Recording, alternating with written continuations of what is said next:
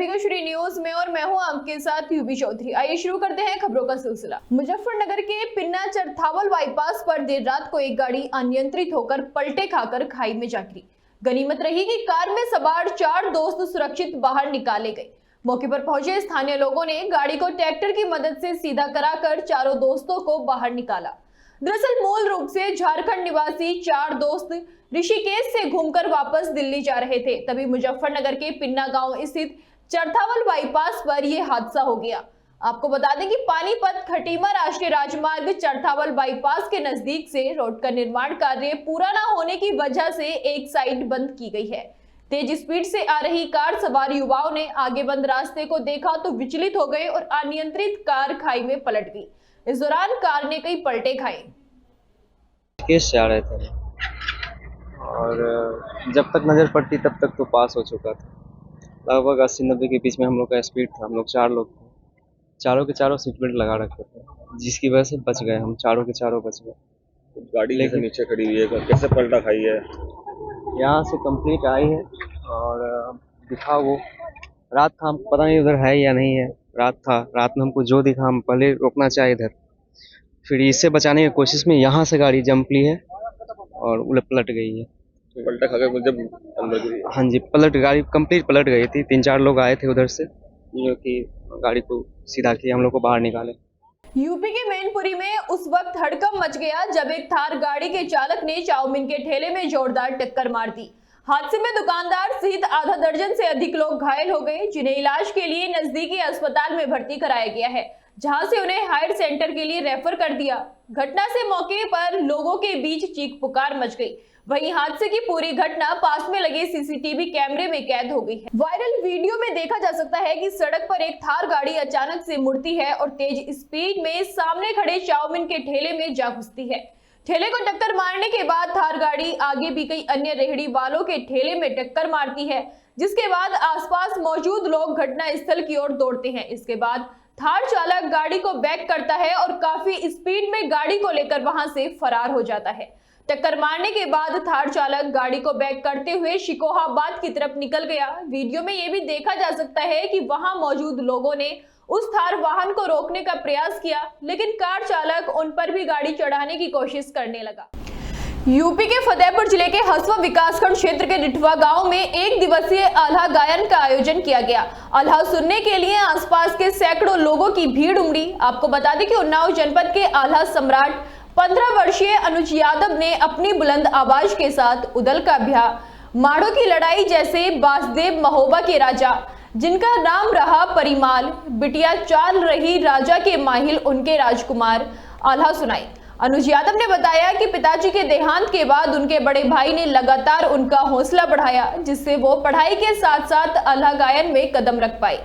वहीं रिठवा ग्राम पंचायत में जन्मे कवि जीवन लाल जिद्दी ने आल्हा सम्राट अर्जुन यादव और मासूम आल्हा सम्राट अनुज यादव को फूलों की माला पहनाते हुए शील्ड भेंट की।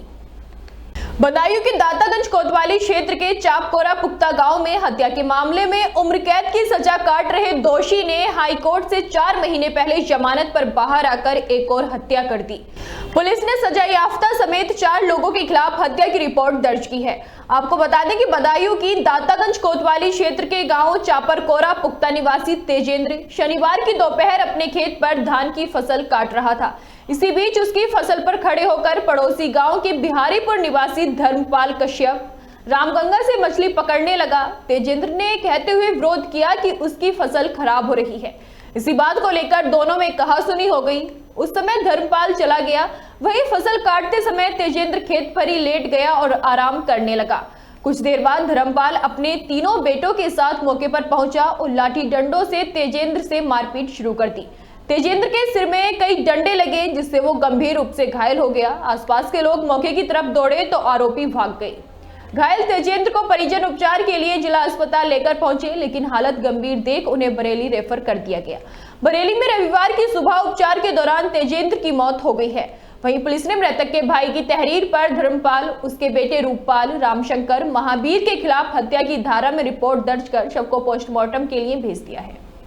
लखीमपुर खीरी जिले में एक हैरान कर देने वाला मामला सामने आया। यहां बैंक अधिकारियों की साठगांठ के चलते 3 साल पहले मर चुके किसान का फर्जी तरीके से किसान क्रेडिट कार्ड बनाकर 3 लाख रुपए का कर्ज निकाल लिया गया। परिजनों को जब इसकी जानकारी हुई तो उन्होंने पुलिस में शिकायत कर कार्रवाई की मांग की है। आपको बता दें कि पूरा मामला लखीमपुर खीरी की लमिया बेहड़ क्षेत्र का है। यहाँ की आर्यावर्त बैंक शाखा सुजानपुर में 3 वर्ष पहले मृत व्यक्ति की कृषि योग्य भूमि पर मैनेजर और बिचौलियों की साठगांठ के चलते 3 लाख रुपए का केसीसी लोन निकाल लिया गया। पीड़ित ने लोन निकाल कर रुपयों का बंदरबाट करने का आरोप लगाया है, जिसकी तहरीर पुलिस को देकर न्याय की गुहार लगाई गई है। आज से 30 वर्ष पहले मैं जंगल सुजानपुर कोटहिया में रह रहा था। वहाँ घाघरा नदी ने मेरा घर काट लिया। इस वक्त मैं यहाँ आ गया हूँ। वहाँ की घटना है, जंगल सुजानपुर में मेरी जमीन है।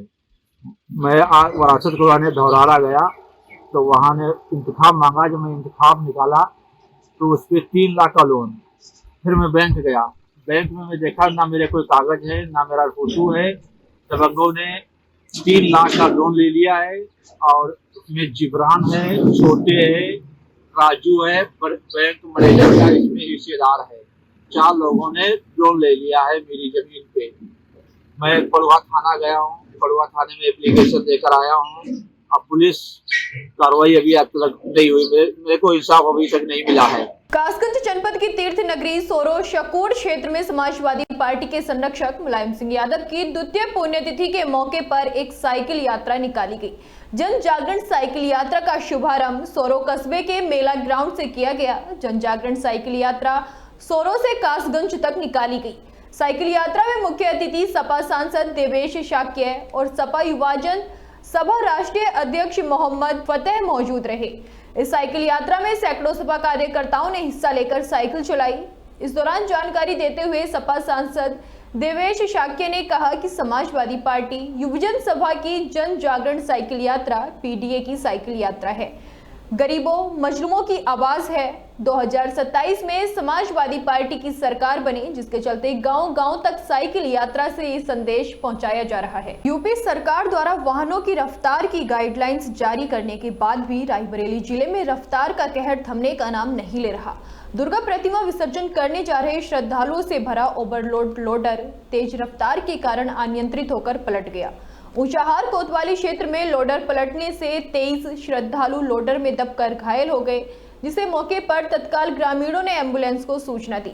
मौके पर पहुंची एम्बुलेंस की मदद से ग्रामीणों ने सभी घायलों को सीएचसी में इलाज के लिए भर्ती कराया, जहां 11 लोगों की हालत गंभीर होने पर डॉक्टर ने जिला अस्पताल रेफर कर दिया है। आपको बता दें कि ये पूरा मामला राहुल गांधी के संसदीय क्षेत्र रायबरेली के ऊंचाहार कोतवाली क्षेत्र के किस्नुदासपुर गाँव के पास का है, जहां श्रद्धालुओं से भरा ओवरलोड लोडर पलट गया, जिसमें 23 लोग घायल हुए हैं। वहीं प्रतिमा विसर्जन करने जा रहे कीर्ति नाम की किशोरी और विशाल कुमार ने बताया कि लोडर से तादाद से ज्यादा श्रद्धालुओं को बैठाया गया था और चालक लोडर काफी तेज चला रहा था। उसे ओवरटेक करके बताया था कि वाहन धीरे चलाए, लेकिन उसने अपनी रफ्तार धीरे नहीं की और पता नहीं कैसे लोडर अनियंत्रित होकर पलट गया, जिसमें करीब 23 लोग घायल हुए। हम लोग विसर्जन में जा रहे थे गोकना घाट के लिए मिसरपुर से, तो रास्ते में किशुनदासपुर पड़ता है, वहां पर जो है हमारी लोडर अनियंत्रित होकर पलट गई है बीच रोड में ही। तो उसमें 18-19 लोगों को चोट लगी है, जबकि अभी तक लगता है सभी स्वस्थ हैं। कुछ ज्यादा गंभीर हैं, 1-2 लोग जो गंभीर दिख रहे हैं उनको रायबरेली रेफर करवा रहे हैं। सुल्तानपुर कोतवाली नगर क्षेत्र के रामनगर चौकी क्षेत्र अंतर्गत रामनगर गोडवा चौकी क्षेत्र में एक युवक की मौत हो गई। दरअसल दशहरा के दिन वो नदी के समीप दुर्गा माता के विसर्जन कार्यक्रम में गया था। उसी दौरान इमलिया खुर्द निवासी विजय यादव करंट की चपेट में आ गया, जिससे उसकी दर्दनाक मौत हो गई। जबकि सूचना पर चौकी पुलिस टीम गायब रही। वो क्षेत्र में गश्त करने के बजाय किसी ठिकाने पर आराम फरमा रही थी। जब तक पुलिस को जानकारी हो पाती, युवक की बॉडी जिला अस्पताल परिसर मोर्ची में रखी मिली।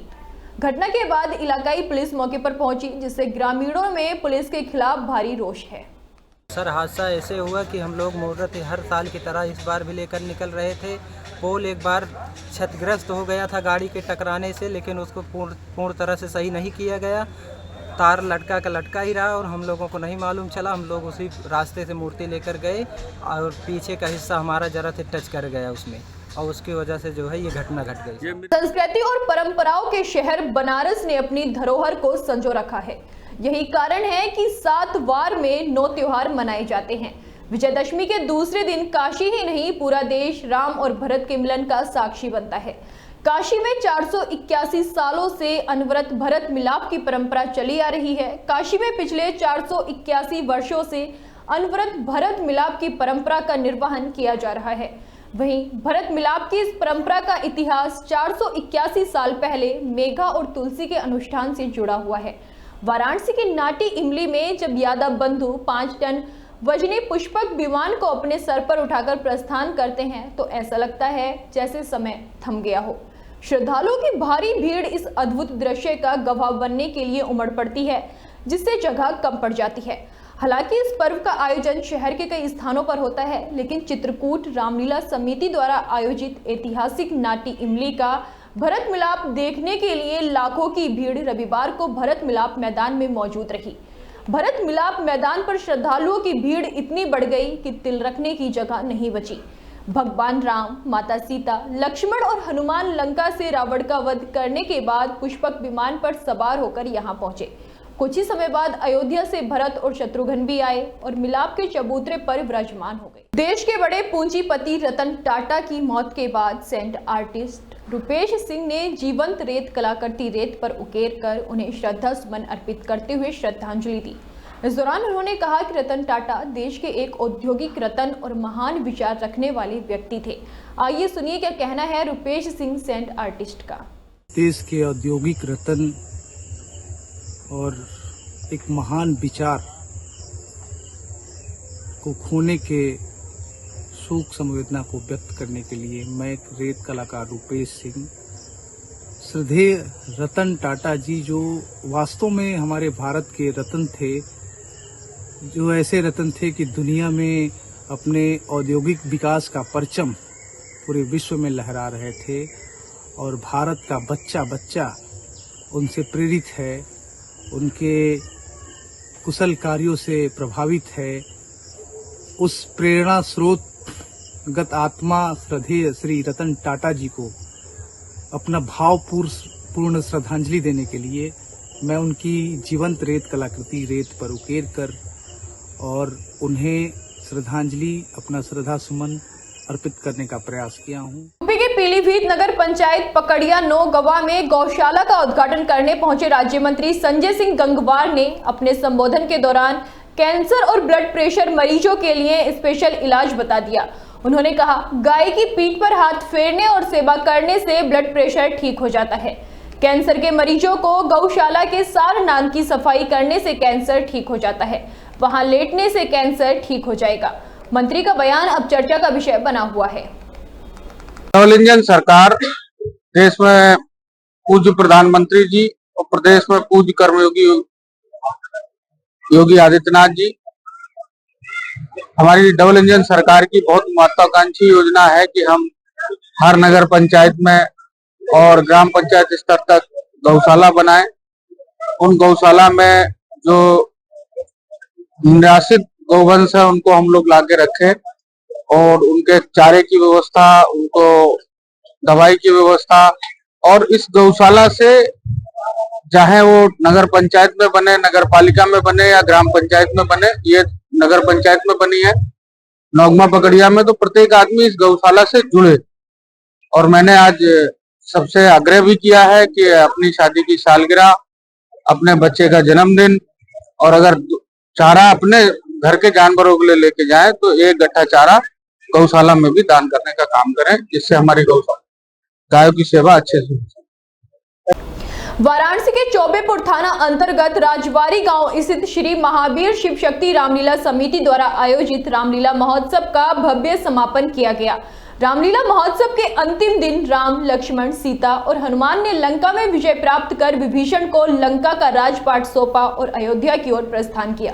इस खास अवसर पर भव्य शोभा यात्रा राजवारी गांव के प्राचीन डी बाबा से शुरू होकर गांव के विभिन्न क्षेत्रों से गुजरते हुए रामलीला मैदान में समाप्त हुई।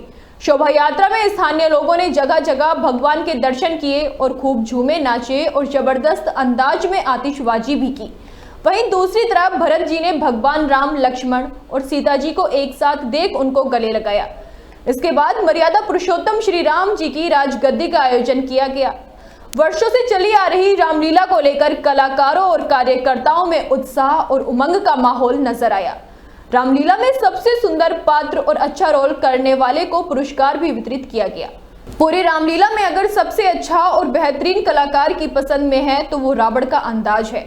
ऐसा इसलिए क्योंकि रावण को देखते ही रामलीला में हर हर महादेव के साथ रावण का स्वागत होता था। वही रामलीला में 70 साल का रावण रामलीला का सबसे बेहतरीन और जबरदस्त कलाकारों में से एक था। जबरदस्त कलाकार को लेकर रावण को शानदार रोल के लिए पुरस्कार दिया गया। श्री महावीर शिव शक्ति रामलीला समिति में सबसे वरिष्ठ और समाज सेवी नागेश पांडे रावण का रोल निभाते नजर आए, जिसको लेकर जनता में उत्साह का माहौल बना रहा। दूसरी ओर राम, लक्ष्मण और हनुमान का भी जबरदस्त अंदाज रहता है। आपको बता दें कि समापन के समय अवधेश नारायण पांडे, सोमरू, नागेश अरविंद, सुशील, पवन कौशल, राजू गुड्डू, अतुल सर्वेश जैसे तमाम दिग्गज की मदद से रामलीला का समापन किया गया। रामलीला महोत्सव का समापन भव्य आतिशबाजी के साथ हुआ, जिसने समा बांध दिया। पूरे देश में भले ही दशहरे के साथ दुर्गा पूजा का समापन हो जाता है, लेकिन उत्तर प्रदेश के सुल्तानपुर में ऐतिहासिक दुर्गा पूजा महोत्सव की शुरुआत होती है। दशमी से शुरू हुआ ये महोत्सव पूर्णिमा तक चलता है। सुल्तानपुर जिले में लगभग हजारों प्रतिमाएं स्थापित होती हैं। उसके बाद दुर्गा प्रतिमा की शोभा यात्रा पूर्णिमा के दिन हिंदू रीति रिवाज से पूजन करके निकाली जाती है, जो नगर के विभिन्न क्षेत्रों से होते हुए सीताकुंड घाट पहुंचती है, जहां आदि गंगा गोमती की जलधारा में इसका विसर्जन किया जाता है। इस विसर्जन में करीब 48 से 72 घंटों का समय लगता है। वहीं नगर में कुछ ऐसे भी लोग हैं जो नवरात्रि के प्रारंभ में ही घरों में दुर्गा प्रतिमाएं स्थापित करते हैं, जिनका विसर्जन दशमी के दिन नम आंखों से करते हैं। हम आपको बता दें कि सुल्तानपुर का दुर्गा पूजा ऐतिहासिक माना जाता है, जो यहाँ का महोत्सव 5 दिनों तक चलता है। दुर्गा पूजा महोत्सव को देश विदेश से देखने के लिए लोग यहाँ आते हैं, जो लोग यहाँ 5 दिन तक मेले का भरपूर आनंद उठाते हैं। इसके साथ जगह जगह भंडारे का आयोजन भी किया जाता है। इसके साथ साथ दूर दराज से आए भूखे प्यासे लोग माता का प्रसाद ग्रहण करते हैं। वहीं पुलिस अधीक्षक सौमेन वर्मा की माने तो जिले में जगह जगह भारी पुलिस बल तैनात किया जाता है, जो सुरक्षा व्यवस्था को संभाले हुए है। इस दौरान उन्होंने और क्या कुछ कहा, आइए सुनिए उन्हीं की जुबानी। राहुल गांधी ने मुंबई में एनसीपी नेता बाबा सिद्दीकी की हत्या पर दुख जताया है। आपको बता दें कि राहुल गांधी ने इस हत्याकांड को लेकर महाराष्ट्र सरकार की कड़ी निंदा की। उन्होंने कहा कि महाराष्ट्र में कानून व्यवस्था पूरी तरह से तबाह है। सिद्दीकी एनसीपी में शामिल होने से पहले लंबे समय तक कांग्रेस के सदस्य रहे थे। राहुल गांधी ने सोशल मीडिया पर साझा एक पोस्ट में लिखा कि बाबा सिद्दीकी के दुखद निधन से हैरान और दुखी हूं।